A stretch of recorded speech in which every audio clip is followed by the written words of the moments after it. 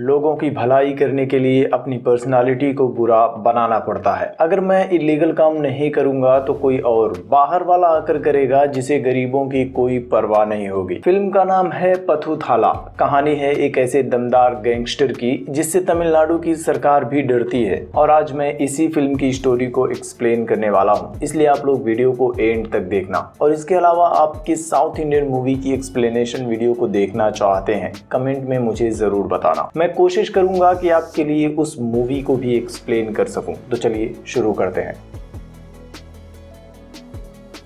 यह कहानी तमिलनाडु के सीएम के साथ शुरू होती है। हम देखते हैं सीएम अरुण को, जो पूरी मीडिया और पब्लिक के सामने एक बहुत ही बेहतरीन फ्री वैक्सीनेशन स्कीम का अनाउंसमेंट करने वाला होता है। तभी वहां डिप्टी सीएम नांजियार भी आ जाता है। नांजियार के 14 एमएलए के सपोर्ट से अरुण सीएम बन पाया है, इसलिए वो नांजियार से डरता भी है। स्कीम को पब्लिक के सामने सक्सेसफुली अनाउंस कर दिया जाता है। रात में अरुण अपने घर पर होता है, तभी उसे नांजियार का कॉल आता है। वो अरुण से वैक्सीनेशन स्कीम को होल्ड करने के लिए कहता है। वो बताता है कि कंपनी वालों ने इस स्कीम को लॉन्च करने के बदले उन्हें 100 करोड़ देने की डील की थी, लेकिन अब वो सिर्फ 10 करोड़ ही दे रहे हैं। सुबह तक अगर उन लोगों ने पैसे नहीं दिए तो हमें वैक्सीनेशन को रोकना होगा। यह सुनकर अरुण परेशान हो जाता है, क्योंकि उसने पूरी मीडिया के सामने फ्री वैक्सीनेशन स्कीम की अनाउंसमेंट कर दी थी। वो अपने घर की सिक्योरिटी कैमरे को बंद करवा देता है और पीछे के रास्ते से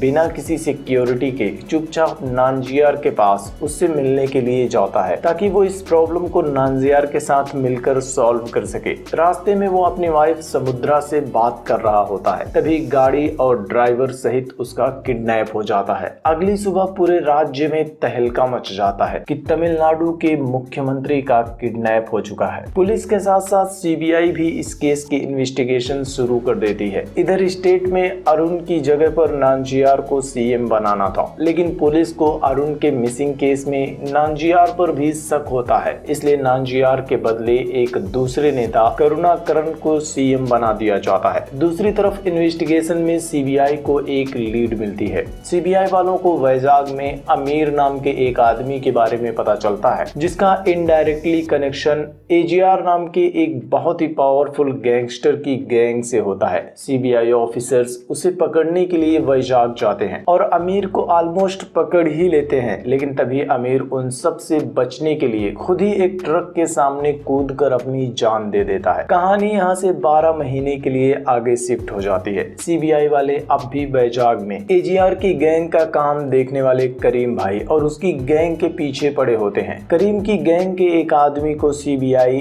अरेस्ट करने वाली होती है, तभी गुना वहाँ आ जाता है, उसे अरेस्ट होने से बचा लेता है और एक सीबीआई ऑफिसर को गोली मार देता है। जिसके बाद करीम भाई गुना को बुलाकर उससे कहता है कि तुमने एक पुलिस वाले को मार डाला है और अब तुम्हारे पास उनसे बचने का बस एक ही रास्ता है कि तुम एजीआर के पास चले जाओ। गुना अगले दिन एजीआर के पास जाने के लिए ट्रेन में बैठता है। तभी ट्रेन में हम देखते हैं सीबीआई ऑफिसर को, जो कि सीएम के मिसिंग केस को 1 साल से इन्वेस्टिगेट कर रहा था। और हमें पता चलता है कि गुना असल में सीबीआई का ही एक अंडरकवर ऑफिसर शक्ति है, जिसे सीबीआई ने ही मिसिंग सीएम केस को इन्वेस्टिगेट करने के लिए एजीआर की टीम में अंडरकवर भेजा है। वो गुना को एजीआर के बारे में बताता है कि अब तक ऑन रिकॉर्ड एजीआर के खिलाफ जाने वाले 84 लोग मिसिंग हैं, जिसमें 22 पुलिस ऑफिसर्स थे। तमिलनाडु में कौन सी पार्टी राज करेगी, सीएम कौन होगा, ये सब एजीआर ही डिसाइड करता है। इसके अलावा वो लोग गुना को एजीआर के खास आदमियों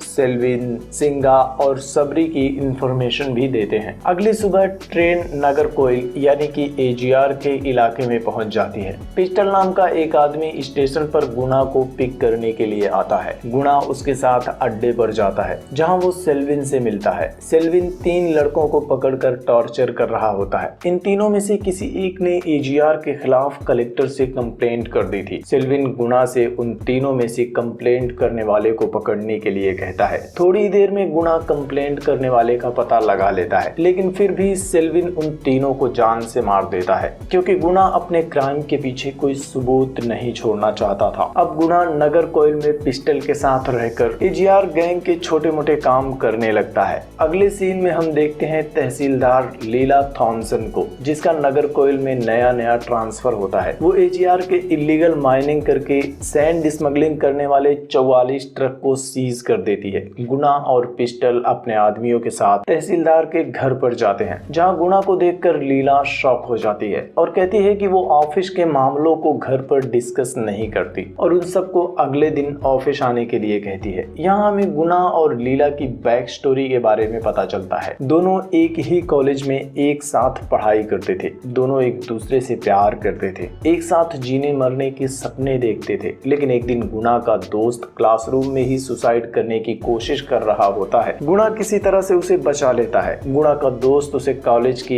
एक टीचर के बारे में बताता है और कहता है कि वो मुझे पढ़ाई के नाम पर बहुत ज्यादा टॉर्चर कर रही है, इसलिए मैं सुसाइड करने वाला था। गुणा क्लासरूम में उस टीचर के पास जाता है और सभी बच्चों को क्लास से बाहर निकालकर खुद को अकेले ही उस टीचर के साथ क्लासरूम में बंद कर लेता है और थोड़ी देर बाद बाहर आ जाता है, जिससे कि सभी को लगता है कि टीचर और गुणा के बीच में कुछ हुआ है और टीचर की बदनामी हो जाती है। गुणा अपना बदला लेकर खुश होता है। तभी लीला उसके पास आती है और कहती है कि मुझे पता है कि तुमने टीचर के साथ कुछ गलत नहीं किया, लेकिन अपने दोस्त को बचाने के लिए तुम उन्हें इस तरह से बदनाम कैसे कर सकते हो। जिसके बाद लीला और गुणा का ब्रेकअप हो जाता है। कहानी यहाँ से प्रेजेंट में आ जाती है। अगले दिन गुणा और पिस्टल अपने आदमियों के साथ ट्रक को छुड़वाने के लिए तहसीलदार के ऑफिस में जाते हैं, जहाँ लीला का एक सीनियर रिपोर्ट बनाता है और लीला से कहता है कि जो 22 ट्रक्स आपने सीज किए थे उसमें बालू नहीं सिर्फ कपड़े हैं। लीला को समझ नहीं आता कि बालू के 44 ट्रक कपड़ों के 22 ट्रक्स कैसे बन गए। मजबूरन उसे सभी ट्रक्स को छोड़ना पड़ता है। जिसके बाद लीला की ऑफिस के अंदर गुणा उससे मिलने के लिए आता है और कहता है कि यह जगह तुम्हारे लिए खतरनाक, इसलिए तुम यहाँ से अपना ट्रांसफर करवा लो। लीला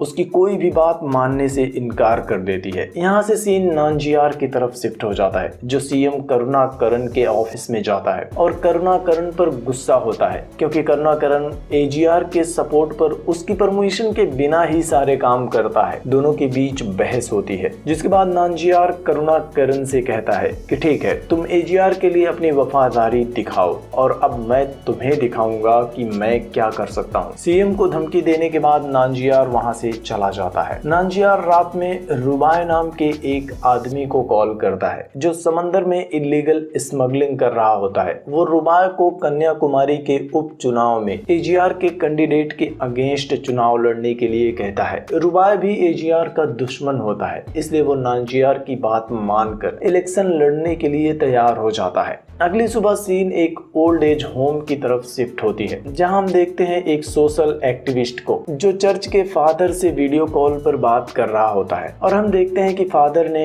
ओल्ड एज होम के लिए कई सारे सामान, टीवी, फ्रिज, कूलर, सब कुछ भेजा है। फादर उससे कहते हैं कि इन सब के बाद भी अगर तुम्हें किसी चीज की जरूरत हो तो बस मुझे मेल कर देना। तभी ओल्ड एज होम में सोशल एक्टिविटीज के पास नांजियार भी आ जाता है और उन्हें एजीआर के इलीगल माइंस के खिलाफ प्रोटेस्ट करने की रिक्वेस्ट करता है। इधर नगर कोयल में सिंगा और सबरी एक साथ सेल्विन के पास आते हैं और उसे बताते हैं कि आज रात ट्रेन से उनका 20,000 करोड़ कैश आने वाला है। वो सेल्विन को स्टेशन के पास जाकर पैसा लाने के लिए कहते हैं। अगले सीन में सेल्विन स्टेशन पर होता है, तभी उसे सिंगा का कॉल आता है। सिंगा उसे बताता है कि विजिलेंस टीम को पैसों की खबर लग चुकी है और उसे स्टेशन से वापस आने के लिए कहता है। At the same time pistol भी गुणा के साथ सिंगा के पास आता है और उसे पता चलता है कि उनके हाथ से पैसे निकलने वाले हैं। पिस्टल को अपने साथ लेकर गुणा वहां से जाता है और बीच रास्ते में ही चलती ट्रेन पर चढ़ जाता है और फाइनली पैसों की बोरियों को रास्ते में ही गिरा लेता है। इस काम के बाद वो सिंगा की नजरों में आ जाता है और सिंगा भी उस पर भरोसा करने लगता है। दूसरी तरफ कन्याकुमारी के उपचुनाव में रुबाय बहुत जोरों शोरों से अपना प्रचार शुरू कर देता है। इलेक्शन के दौरान रुबाय पर नजर रखने के लिए सिंगा गुणा को भेजता है। दूसरी तरफ सोशल एक्टिविस्ट एजीआर की इलीगल माइनिंग के खिलाफ प्रोटेस्ट कर रहा होता है। लीला सोशल एक्टिविस्ट को अपना गुरु मानती है और प्रोटेस्ट में उनकी हेल्प भी करती है और धीरे धीरे धीरे नांजियार की हेल्प से यह प्रोटेस्ट नेशनल न्यूज बन जाता है। नांजियार बस किसी तरह से एजीआर के कैंडिडेट को हराना चाहता है। एजीआर के खिलाफ प्रोटेस्ट की वजह से लोगों में एजीआर के खिलाफ नफरत बढ़ती ही जा रही होती है और इलेक्शन में रुबाई की जीत और एजीआर की हार पक्की होती जा रही होती है। ऐसे प्रोटेस्ट को खत्म करने के लिए एजीआर के आदमी ओल्ड एज होम को ही आग लगा देते हैं, जिसके बाद सोशल एक्टिविस्ट और लोग भी एजीआर से डर जाते हैं और प्रोटेस्ट खत्म हो जाता है। जिसके बाद सिंघा रुबाई को पकड़कर एजीआर के पास लाता है और यहाँ हम पहली बार देखते हैं एजीआर को और सबके सामने ही एजीआर रुबाई की गर्दन काट देता है। जिसके बाद एजीआर अपने आदमियों के साथ मंदिर में एक फेस्टिवल को सेलिब्रेट करने के लिए जाता है। तभी नांजियार के भेजे हुए गुंडे एजीआर पर अटैक कर देते हैं। गुणा यहाँ पर एजीआर को बचा लेता है। जिसके बाद गुणा, सिंघा और सेल्विन सब लोग उन गुंडों से फाइट करते हैं। एजीआर फाइट खत्म होने के बाद नांजियार को बीच रास्ते से ही दिन दहाड़े किडनैप करवा लेता है। नांजियार उसे कहता है कि तुम अभी मुझे जान से मार दो, नहीं तो मैं तुम्हें मार दूंगा। जिसके बाद एजीआर उसे यह कहते हुए छोड़ देता है कि दुनिया में ऐसा कोई जानवर पैदा ही नहीं हुआ जो कि एक शेर का शिकार कर सके। अगले दिन नांजियार फिर से उस सोशल एक्टिविस्ट के पास जाता है और उसे एजीआर के खिलाफ इलेक्शन में खड़े होने के लिए कहता है, लेकिन वो ऐसा करने से मना कर देता है और कहता है कि मुझे पॉलिटिक्स की गंदगी में नहीं उतरना। यहाँ बगल में ही लीला भी खड़ी होती है। वो एजीआर के खिलाफ इलेक्शन लड़ने के लिए मान जाती है और अगले ही दिन से वो इलेक्शन के लिए प्रचार शुरू कर देती है। फाइनली शांति से इस बार वो दिन भी आ जाता है जब इलेक्शन के बाद वोट काउंटिंग हो रही होती है और पता चलता है कि एजीआर का कैंडिडेट पूरे वोट लेकर जीत चुका है, जबकि लीला को सिर्फ 200 वोट ही मिले थे। जिसके बाद लीला उस सोशल एक्टिविस्ट से पूछती है कि आखिर ये एजीआर कौन है जिसके जुल्म को अपनी आंखों से देखने के बाद भी लोग उसके खिलाफ नहीं जाते। इधर मेले में एजीआर की जान बचाने के बाद से ही गुना उसके खास आदमियों में शामिल हो चुका होता है। वो अब हमेशा एजीआर के आसपास उसके घर में ही रहता है। एजीआर के घर में गुना एक्स सीएम अरुण की वाइफ समुद्रा और उसकी बेटी को देखता है और उसे पता चलता है कि समुद्रा असल में एजीआर की बहन है, लेकिन एक ही घर में रहते हुए भी वो एजीआर से बात नहीं करती। गुना अपनी इन्वेस्टिगेशन को जारी रखता है। गुना को घर के स्टोर रूम के अंदर से कुछ अकाउंट नंबर्स मिलते हैं जिसे वो सीबीआई में अपने साथियों को भेजता है, जिसकी जांच करने के बाद वो लोग गुना को बताते हैं कि यह अकाउंट नंबर एक ट्रस्ट का है और उस ट्रस्ट में एजीआर ग्रुप की भी हिस्सेदारी है और इस ट्रस्ट के जरिए एजीआर अपनी इलीगल माइनिंग से होने वाली पूरी कमाई को दुनिया भर के गरीबों में,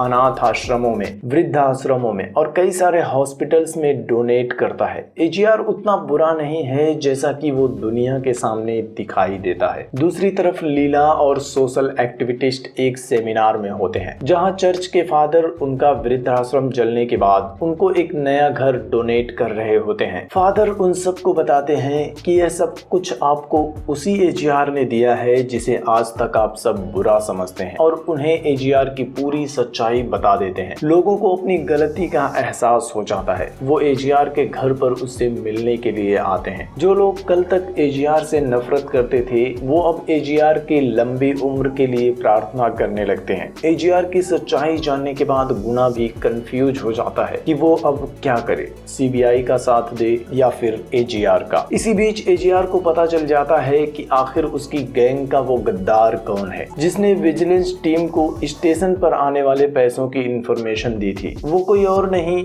एजीआर का खास आदमी सबरी होता है। एजीआर सबरी को अपने साथ गाड़ी में ले जाता है और एक जगह खुद गाड़ी से निकल जाता है और गाड़ी को ब्लास्ट करवा देता है। कुछ दिन बाद एजीआर का बर्थडे होता है। वृद्धाश्रम से लोग एजीआर से मिलने के लिए और उसे बर्थडे विश करने के लिए आते हैं, लेकिन एजीआर अपना बर्थडे सेलिब्रेट नहीं करता। गुणा उसके पास जाता है और बताता है कि बाहर कई सारे लोग आपको बर्थडे विश करने के लिए आए हैं, लेकिन एजीआर उससे कहता है कि बहन के बर्थडे विश के बिना वो बर्थडे सेलिब्रेट नहीं कर सकता। एजीआर एजीआर बहुत दुखी होता है क्योंकि उसकी बहन उससे बात नहीं करती। एजीआर का दुख देखकर गुना समुद्रा के पास जाता है और एजीआर को बर्थडे विश करने के लिए कहता है। समुद्रा ऐसा करने से मना कर देती है, लेकिन थोड़े इमोशनल इंसिडेंट्स के बाद आखिरकार समुद्रा मान जाती है और एजीआर को बर्थडे विश कर देती है। एजीआर उसे बताता है कि मैंने तुम्हारे पति यानी कि एक्स सीएम को इसलिए मारा क्योंकि वो बहुत गलत काम कर रहा था। बहन की नाराजगी खत्म होने के बाद से एजीआर खुश हो जाता है और खुलकर अपना बर्थडे सेलिब्रेट करता है। शाम को एजीआर छत पर अकेला होता है, तभी गुना उसके पास आता है। एजीआर उसे बताता है कि मैंने एक्स सीएम अरुण को मारा क्योंकि अरुण ने जिस कंपनी के साथ मिलकर वैक्सीनेशन स्कीम अनाउंस की थी 3 साल पहले, उसी कंपनी ने साउथ अफ्रीका में भी गवर्नमेंट के साथ मिलकर वैक्सीनेशन स्कीम का अनाउंसमेंट किया था, जो कि असल में एक वायरस था और उससे हजारों लोगों की जान चली गई थी। मैंने अरुण को ऐसा करने से मना किया था, लेकिन अरुण पैसों की लालच में बात मानने को तैयार नहीं था। आगे वो बताता है कि मैं इलीगल माइनिंग और क्राइम्स इसलिए करता हूँ कि अगर मैं नहीं करूंगा तो कोई बाहर वाला आकर ऐसा करने लगेगा जिसे किसी की भी कोई परवाह नहीं होगी, इसलिए लोगों की भलाई करने के लिए मुझे बुरा बनना पड़ा है। गुना एजीआर के इस पूरे स्टेटमेंट को रिकॉर्ड कर रहा होता है और हिडन कैमरा से सीबीआई वाले भी इस स्टेटमेंट को देख रहे होते हैं। गुना वहां से जाने लगता है, तभी एजीआर उससे पूछता है कि तुम्हारे लिए इतने इंफॉर्मेशन काफी होगी ना शक्ति, और बताता है कि मैं जानता हूँ कि तुम गुना नहीं सीबीआई अंडरकवर ऑफिसर शक्ति हो। और तभी एजीआर की तरफ एक गोली चलती है और एजीआर को बचाने की कोशिश में वो गोली शक्ति को लग जाती है। शक्ति बेहोश हो जाता है। एजीआर को पता चलता है कि बार बार हारने से परेशान होकर नांजियार ने अपने पूरे आदमियों के साथ उसके घर पर अटैक कर दिया है। एजीआर और नांजियार के आदमियों के बीच एक लंबी फाइट होती है, जिसके एंड में एजीआर फाइनली नांजियार को मार देता है। अगली सुबह पुलिस उन सब आदमियों की लाश उठाने के लिए आती है और सीबीआई वाले भी आकर एजीआर को अरेस्ट करके लेकर जाने लगते हैं। सीबीआई ऑफिसर हॉस्पिटल में शक्ति को कॉल करता है और एजीआर के खिलाफ मिले सबूतों को हैंडओवर करने के लिए कहता है, लेकिन शक्ति उसे एविडेंस देने से इनकार कर देता है, जिसके बाद सीबीआई को मजबूरन एजीआर को छोड़ना पड़ता है। और गाड़ी से बाहर आते ही एजीआर सीबीआई ऑफिसर से शक्ति के बारे में पूछता है, जिसके बाद सीबीआई ऑफिसर उसे कहता है कि अब वो हमारा शक्ति नहीं रहा,